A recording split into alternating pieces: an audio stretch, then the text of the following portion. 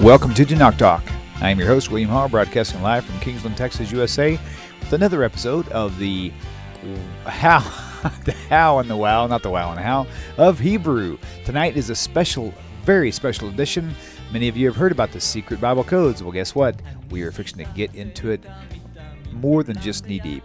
Gavriel Aryeh Sanders, welcome, my holy brother. It's a pleasure to have you back with me, as always.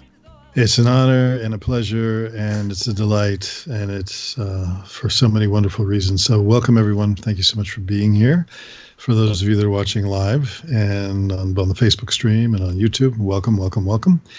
And for those of you that are watching this after it's in the archives, it could be, it's the date is the 8th of June, the year 2020. It's corresponding to the 16th of the month of Sivan, 5780, Tafshin Pei. And so we want to get right into things. So first of all, how are things by you and yours? Everybody all right? Everything is really, really well. I will say that the only thing that we've experienced recently regarding the global news with everything from the pandemic to the local U.S. issue with the whole racist thing with pardon the name, what was his George Floyd, thank you. And so they're actually having, we live way out in the sticks, and they're actually having a protest here scheduled on the 16th, the 14th, 15th, and 16th in our town. And the issue that I'm thinking about. I'm not worried about it, but I'm thinking about is that this is a small town area to begin with, but the local hotels and motels are packed, and what that means is you've got a lot of travelers, out-of-towners going to be at this protest.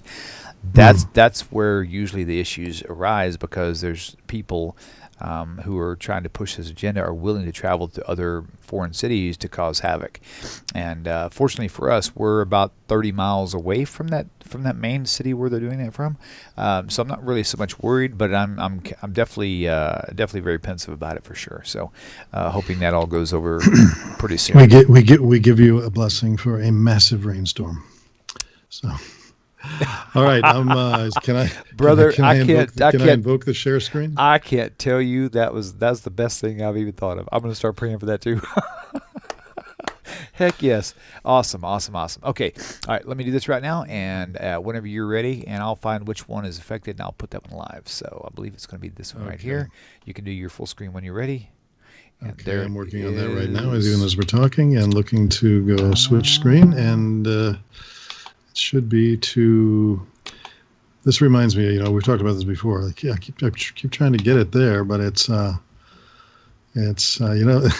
prior to going on, everything worked perfectly, right? So.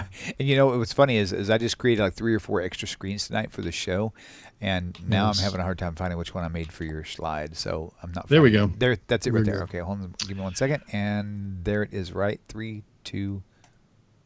Boom. There you go. You're good to go. Talk away. Great. Thank you very much. Yes, appreciate that. So tonight we're really we're talking about the wonders of the Torah in the Hebrew language. We put up a little teaser for you to get you here, calling about secret Bible codes, ? But we'll answer that question further on in the show. So if, as I said before, you are watching this delayed, like it's in the archive, and you want to skip through the first part of the show, then go through the fast forward on your video till you come to a screen that says this, which is about halfway through. Gal einai v'abita niflaot mitoratecha. This is from Psalm 119 in the third section of the 22 sections that are there. There's 22 sections of 8, and this is in the Gimel section, the third one. Open my eyes that I may perceive the wonders of your teaching. And that is the highlight of what we're going to talk about.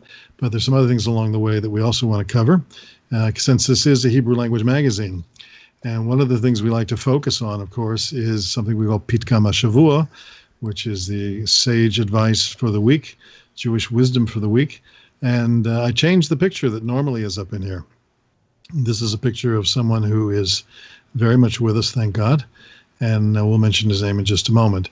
But the source for our sage wisdom tonight comes from Pirkei Avot, the Ethics of the Fathers, the first chapter, Perek Aleph, Mishnah Yud Dalet, the 14th Mishnah, which says a very famous expression. Now, there are many things to talk about in terms of the sixth chapter book called The Ethics of the Fathers. First of all, it contains some of the most memorable, cherished of expressions in Jewish wisdom. This one I put on the screen right now is one of them. We'll come back to it.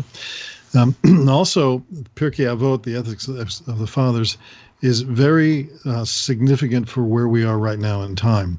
Between the end of Pesach and the onset of Rosh Hashanah, there's a cycle of reading it. Every week, every Shabbat, there's a reading. So this last Shabbat, we finished Aleph again. We're in the second cycle since Pesach.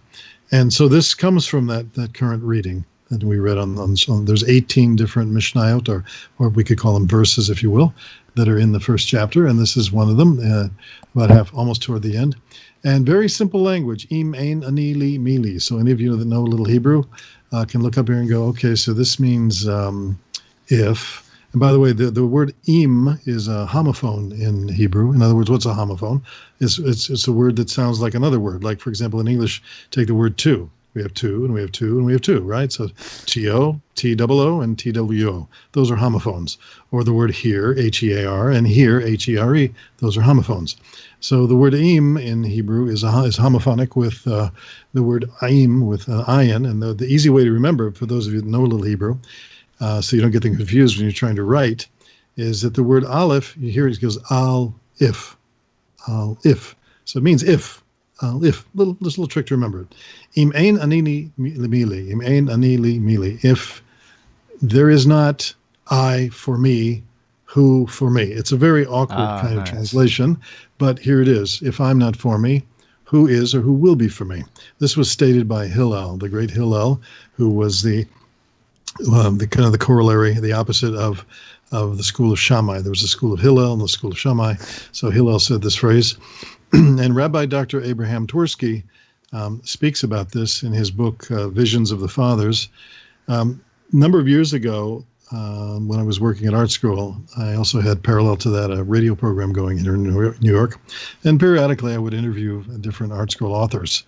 And so with the onset of one of Rabbi Twersky's books, we had a nice schmooze, and I asked Rabbi Twersky, how many books have you written so far? And at that time, it was 50. And I said, how did you write 50 different books? And he said, Gavriel, it's not that I wrote 50 different books. I wrote one book 50 different ways. Nice. And he's now up to like 80 books. Wow. And he's also reached that age band as well. So he should live and be well and be blessed by the Almighty to go the whole distance. But he is not only, you notice in his name, it's Rabbi Dr. Abraham Twersky. He's a psychiatrist. He has run for many years. He ran a well-known recovery center, an addiction center in Pittsburgh. And he's been a consultant to so many people on really the health of the soul. And when I asked him about what, if you wrote one book 50 different ways back 10 plus years ago, what was that one theme that suffuses itself throughout all of the various books? And he said, everyone on the planet seems to suffer from a condition called SDS. Now, when I was growing up, this is way before a lot of people watching the program now, but SDS stood for Students for a Democratic Society. These were the forerunners, quite honestly, of Antifa, to come back to that theme for a moment. Very anarchistic and very up for revolution. And, you know, the famous saying amongst such people were, don't trust anybody over 30. And all those people are now over 60. But that's another societal joke. But Rabbi Twersky says SDS, it's not Students for a Democratic Society. It stands for Spiritual Deficiency Syndrome. And he tackles it by looking at this issue, low self-esteem. That would be a good synonymous phrase for spiritual deficiency syndrome. He says it's a delusion, so low self-esteem, and it can cause people to have many maladjustments in life. He said building self-esteem is necessary for happiness. You can't really be happy in life if you're delusional about yourself and you don't think well of yourself. And he said the majority of psychological problems that people have, and there's some examples, can be traced to one basic problem, and that is a low self-esteem. Now, of course, we know there's a huge self-help industry that's built around catering to this dominant theme. And many people, I've read some of them, you have too, and you're familiar with some of the big gurus that are out there in the motivational circuit. And they make a big deal out of, poo-pooing old systems, things that are guilt-ridden, and just throwing off all yokes of morality and just being who you are, whatever that happens to be, for today only. Tomorrow I might be something else or someone else, right? So I'm not talking about that kind of issue of self-esteem, feeling good because I've got to make myself feel good or because Tony Robbins told me to feel good, right? I'm talking about a self-esteem that's based on something that's much higher than you and me. One of the things, and Rabbi Twersky is a real expert in the 12-step program, which was the grandfather of all movements, was the Alcoholics Anonymous, and he's done a lot of work on that subject. He's got a book on the subject as well. And one of the big issues in the 12 steps is finding a power that's greater than yourself, and that your self-esteem derives from what that higher power says about you. And for us, it goes back to the Torah. It comes back to the fact that when Hashem created humanity, he did so from the dust of the ground like the animals. So we have an animalistic side. We've talked about that before. But there's also, he then breathed into his nostrils. Vayipach ba'apav. He breathed into the nostrils of the first creation, the first man, known as Adam Rishon. And he became a living soul, or as Onkelos, the commentator in Aramaic, says, a talking spirit. So he had rationality. He had the ability to think past, present, and future. Monkeys never think about, I wonder if I paid my rent. Did I do that? Not send the check last week? Oh, I hope I win the lottery. Monkeys never think about that. They just look for the next banana, right? But we have a divine infusion, and we are this curious combination, this hybrid, if you will, of both humanity and divinity, because the breath of God is resident within the human soul. And so that's what gives us our specialness. So when a Jew wakes up in the morning, a Torah-fearing Jew, a Torah-observant Jew, he or she says this phrase, Modeh ani lefanecha melech chai v'kayam, shechzarta bi nishmati b'chemla rabba emunotecha. We thank God for causing our neshama, our soul, to return to us, and that he's given us another day. So if you wake up in the morning and you've got breath in your body and consciousness and your eyes are open and you're ready to go, that's a divine statement that today has the seal of heaven on it for you to go forth and do something amazing and wonderful, empowered by on high. So that's really what Dr. Twersky talks about. And so when we look at this week's Pidgam Shavua, Jewish Wisdom for the Week, Im ein anili mili. In other words, at the end of the day, it's not enough for other people to give me the sort of the strokes that I think I need to feel good. It's got to be an inside job, and that inside job is based on something much bigger than me, back to a statement that when Hashem said, it's good, we're good. And as Rebbetzin Youngrice, Esther Youngrice, my Torah mama used to say all the time, she would quote, Elokai neshama shenatata bi tehorahi.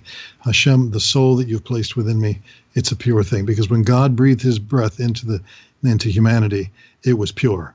Okay, so the soul is pure. What we do with it, we can dirty it up. But the soul itself is pure. So that's an important thing to remember. So that means we can always come back to our cleanup job, that we can always do tshuva. That's the whole issue of tshuva is, coming back and cleaning it up. So I said more than I wanted to say on that, but that's enough. I did put at the bottom here 20 powerful Abraham Twersky quotes, if you're interested in that. If you'd like to have a copy of this, by the way, PDF presentation, you're always able to write me. I'm happy to get a lot of people ask me for these. So moving on, I just wanted to mention, because it's the month of June, if you're watching in this June in 2020, Art Scroll, whom I have a long-standing relationship with. In fact, just this last Friday, I didn't have to teach at school, so I popped over to New Jersey, to the new headquarters in Rahway, New Jersey, of Art Scroll's new facilities. Absolutely gorgeous place. Amazing, 50,000 square foot warehouse, 50,000 square foot bindery. I was just so amazed to see it. Wow. And they normally have a 20% off sale in June. Now they have 25%. So this is a good time to pick up on the books that you need. One of them that I found very interesting, and those of you that are trying to kind of understand the background of oral law or the Talmud, Art Scroll put out this last year, the Introduction to the Talmud, History, Personalities, and Backgrounds. Here's a little bit about a rundown of what's in there as far as the breakdown of the structure of it. I think you'll find that quite interesting. So another thing I wanted to mention to you just briefly, I spoke today with the woman who runs something, Ephraim, you could just mute please for a moment. I spoke to the woman who is the director of something called HaUlpan. Now, if any of you have ever heard about an intensive study program in Israel called Ulpan, and it's a word that means like a learning lab or a studio, then that is one of the best ways to learn because you can do something intense that's focused and sustained. And Ulpan in the city here in Manhattan has been running programs for years that are amazing. And you can go and you can take, you have a course once a week for several weeks, or you can go and do what I did is for a very advanced level course, a collegiate level course. I did 3 weeks, 3 hours a day. So it's 45 hours total. It was amazing, just absolutely amazing. So they're doing some programs. The beautiful part of this is no matter where you are in the world, this summer you could take advantage of being part of a Hebrew Ulpan, whether you're an absolute beginner or you're a much more advanced level student, or you want to study Hebrew prayer, or you want to study literature, Israeli literature, Hebrew literature. There's a lot here that is available. So between July 6th and the 27th, they've got 4 different intensive programs. These are 3-week courses that are available. And I even broke down the price over here because each course is like $714. But if you take 3 hours a day, 5 days a week for 3 weeks, it's 45 class hours. Divide 714 by 45. It's $15.86 an hour. And 86 cents an hour. It's a steal. Plus, there's no travel to New York like you would normally have to do. You don't have to travel to Israel. There's no jet lag. There's no lodging. There's no food costs. So this is a really great opportunity to take advantage of that. Also, besides the 3-week intensives, they have some once-a-week courses as well that go for a couple weeks here, or 3 weeks there, or 7 Sundays. They give it all down to you here. If you're interested in finding out more about Ha'ulpan, then just send an email to me saying, hey, Gavriel, tell me more about Ha'ulpan, and I'll get you connected to the registrar and make sure you get a placement test scheduled if you already have some Hebrew ability, and they'll take good care of you. It is really a rare opportunity, only because of this whole Corona thing, that they had to restructure how they're teaching in their classes. But they are a wonderful place. One of the best courses I ever took. I was lucky. I had a class with 3 students in it. Imagine 3 students, 1 amazing teacher for 3 weeks, 15 hours a week, 3 hours a day. It was worth going into the city. I had to schlep into the city every day. It took an hour and 20 minutes, whatever, to take the subway, etc. Wow. It was well worth it. I would do it again. So now, this is the part I said we're going to come to. Gal einai ve'abita niflaot me'toratecha. Open my eyes that I may perceive the wonders of your teaching. Buried deep, hidden inside the Torah, but discernible to the trained eye, which there weren't many of down through history, is a fascinating substrata of wisdom, often called the Bible codes. And I'm bringing on now a dear friend and a wonderful scholar who is so passionate about this subject and for people getting it right, because it's a subject that's been abused, is my dear friend, Ephraim Roitman, who is, Baruch Hashem, I'm well. How are you? Thank you for coming. Thank you. Is this clear? You are good. You are very clear. Yes.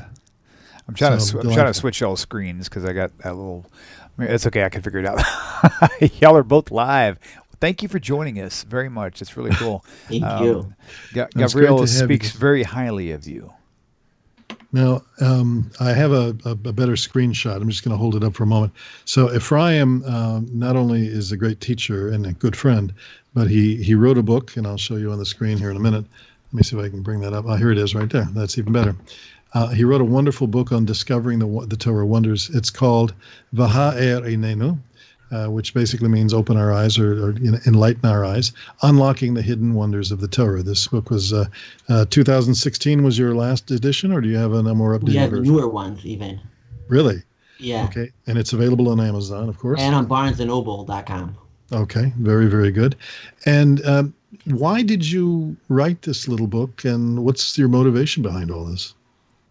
Because I had the privilege of meeting Dr. Elio Rips, who I'll share with your audience. Gavriel and I together were privileged recently, a few years ago, when Dr. Rips, a senior mathematician from a Russian mathematician who now lives in Israel, he came to New York and he gave us a private presentation, me, Gavriel, and I would say another 10 people. And he just has so much to offer. I was privileged to know him in person for more than 10 years, and I used to go to his house every week for like hours at a time. and he has so much wisdom on Torah. And I just wanted to give it over to people in a very easy, simple way. And the book, as long as if you know Hebrew, then the book just gives you the main concepts in a very simple way. But you mentioned a very important precondition, and that is really knowing Hebrew. And it's not just to know the alphabet, right? You kind of need to know how it works. And by the way, on that point, do you feel that there's been opportunity for then abuse of the subject matter that we're talking about because of people not having proper literacy?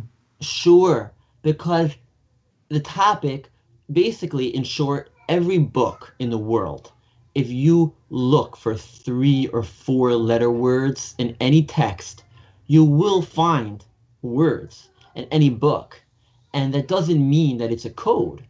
Any book, you look for a 3-letter word. I'll give you an example. If I could mention Jesus as an example.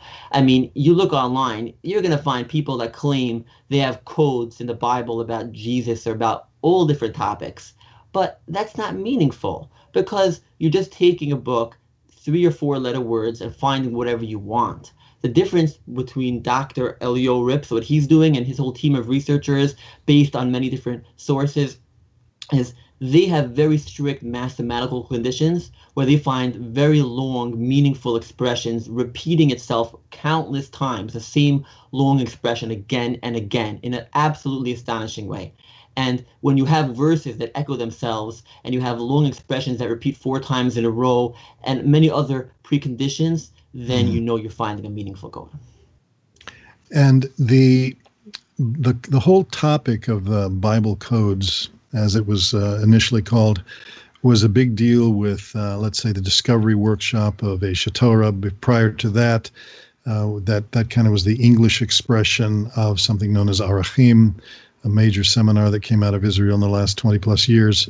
I know people who became a Torah observant through those seminars, and I myself was touched by Discovery when I was actually in Reform Judaism, and I went one Sunday for one of their 8-hour seminars, and they talked about, of course, the codes.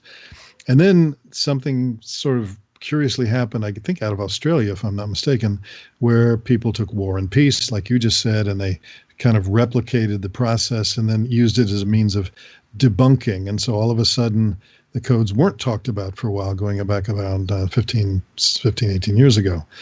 But then Dr. Rips, and that private session you and I had with him, which was so fascinating, he went through and he discussed what the kind of the reclamation of credibility was for the whole system, and why it's legitimate, and why it's viable, and why it's significant and useful to us today. Correct?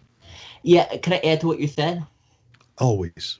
Sure. Actually, it's not just legitimate. It's actually absolutely astonishing, beyond understanding, beyond words. It's wondrous.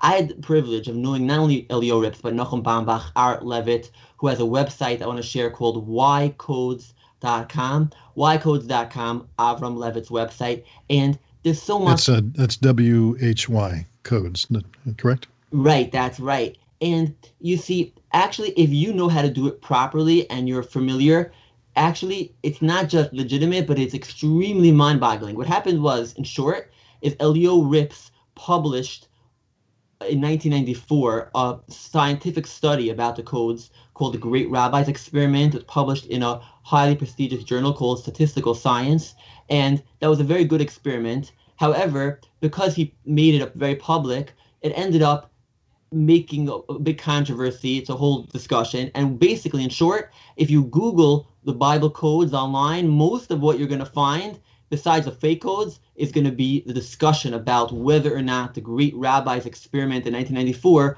was or wasn't legitimate. However, since 1994, it's been around 26 years, and Elio Rips has, and his whole team, all the researchers, they have absolutely beyond understanding some of the best material. However, he no longer publishes it publicly. If you want his material, you got to go to Israel. He lives in Ramot, and that's what I did when I was studying there as a student over 12 years ago. I just called up his house. I looked him up. I called up his house, and he said, "When you come to Israel, why don't you just come over?" I said, "Listen, Professor, I'm already in Israel." He's like, "Okay, then come tomorrow."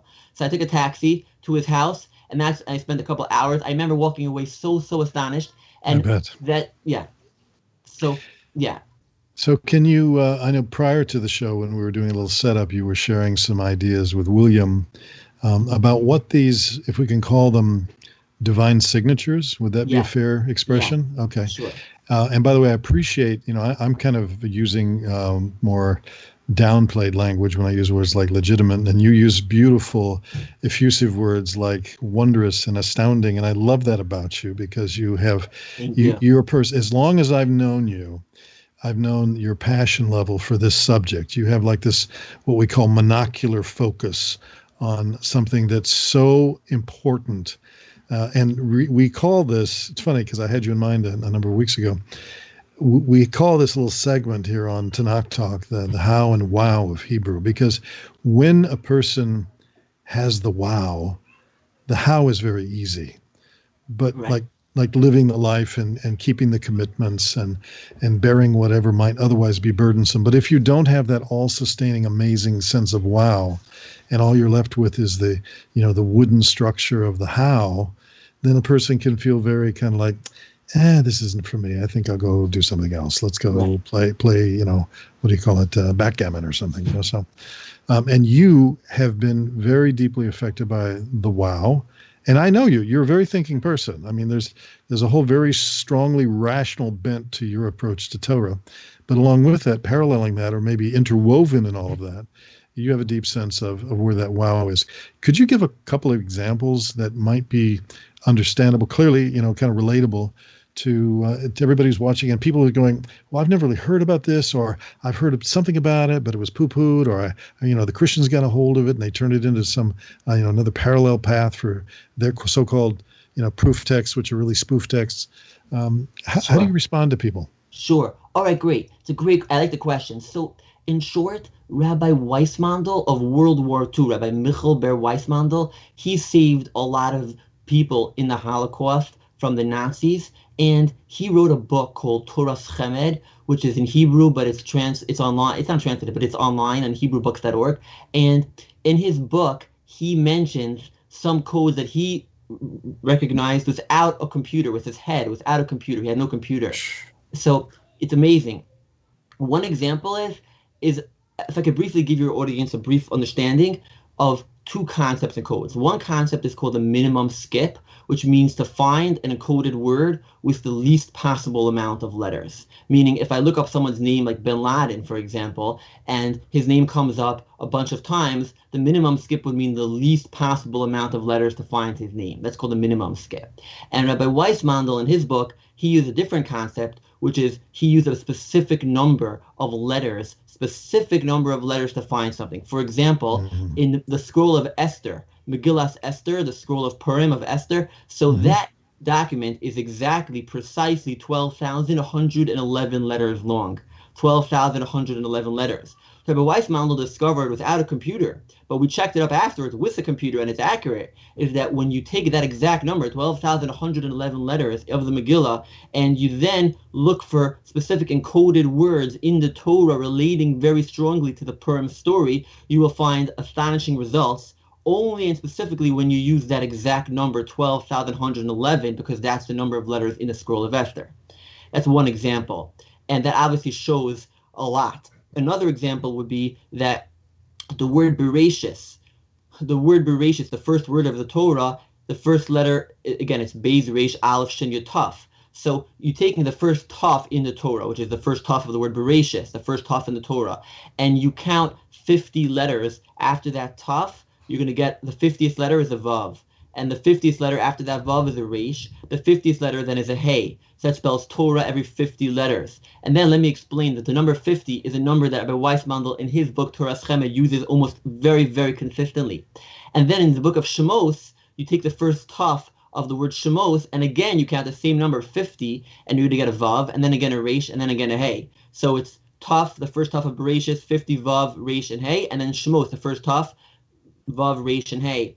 And that's a pattern he uses throughout his book. For example, he has many more examples of the number 50, which he felt basically if he had a reason for a specific number, like I mentioned in Megillas Esther, he'll use that number. If not, he'll usually default on 50. That was his approach. Based on his Kabbalistic understanding, 50 is Yovel, 50 is, there's 50 days from Pesach until Shavuos. So 50 in the Kabbalah, there's 50 gates of wisdom, Nun Shari Bina. So 50 is definitely 7 times 7 is 49, and in the 50th is like the holiest number. So basically, when you have a specific number and a specific reason, whether it's using the minimum skip or you have a meaningful reason why you're using it and you find very strong, meaningful results, it can be very interesting.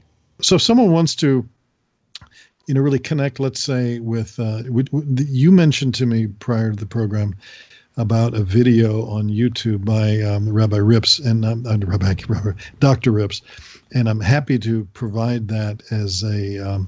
I don't know if William can find that and pull it up so people can see it. But, I should be able to. Yeah.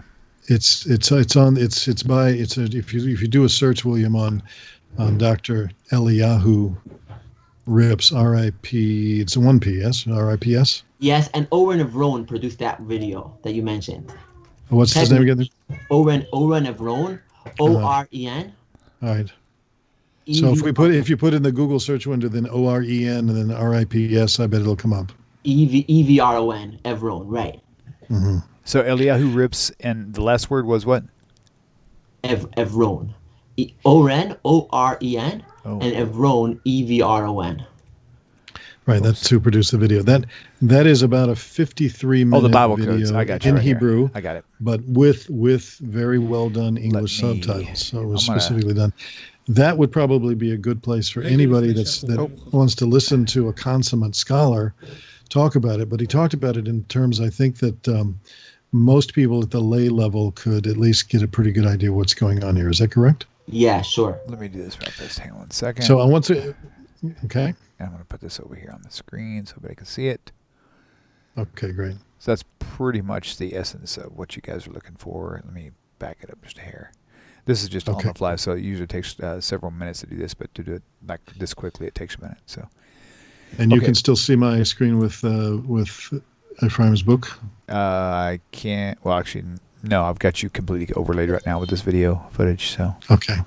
Just 1 second. All right, because I wanted to mention a couple of other books, really three that you can go ahead you and and I talked. That you and I talked about before. Oh yes. One is the one, and this is also available on Amazon by Rabbi David Sykes, which is called "Patterns in Genesis and Beyond." What's that about?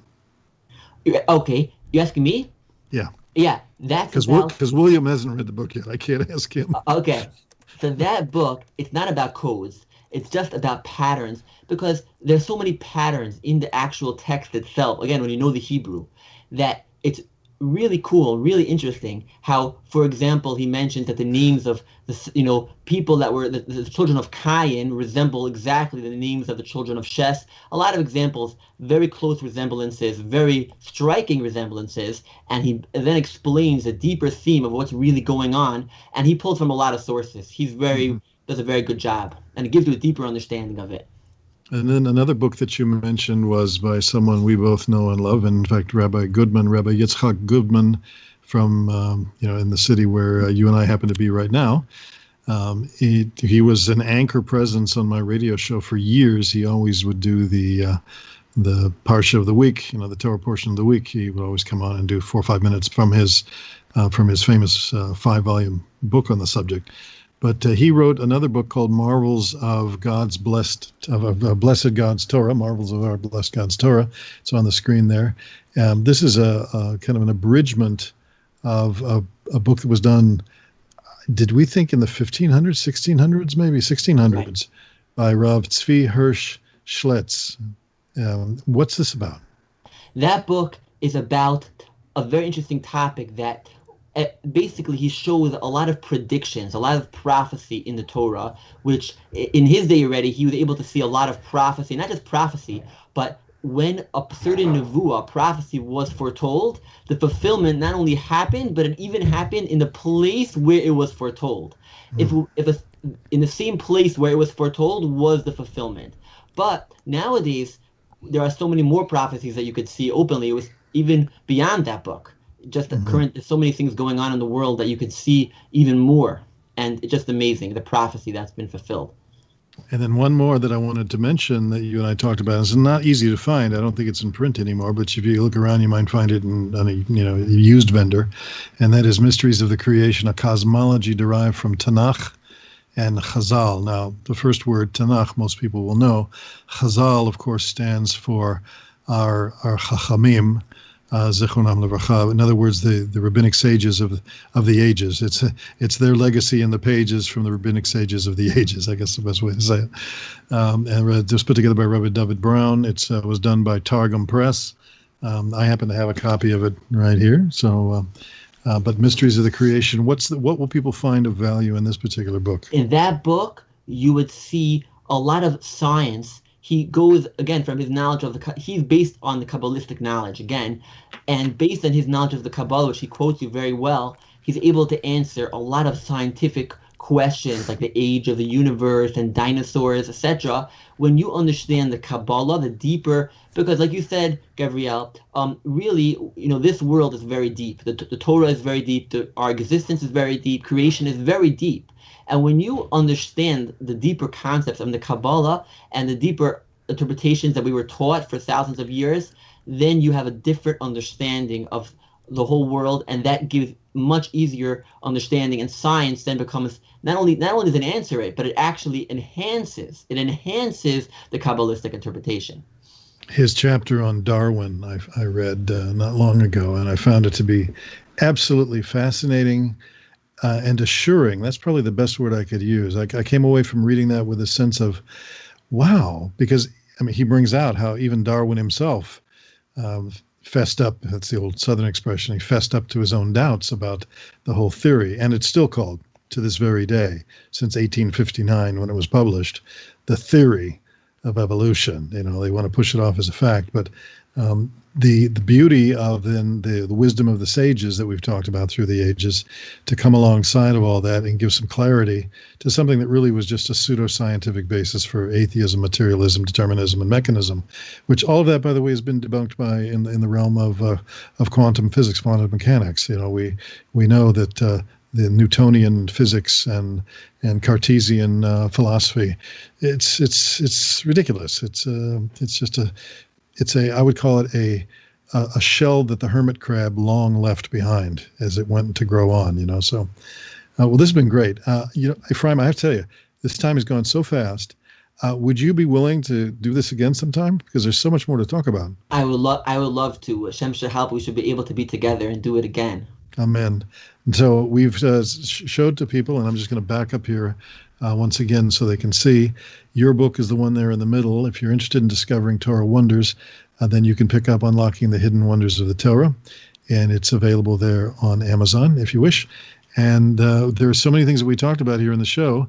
If you have any comments or questions for me, like if you want to know more about how to take advantage of one of these Hebrew courses coming up from HaUlpan, and then this summer, then please write me. Do it quickly. Do it this week so I can put you in touch with the right people, because the courses are starting in early July.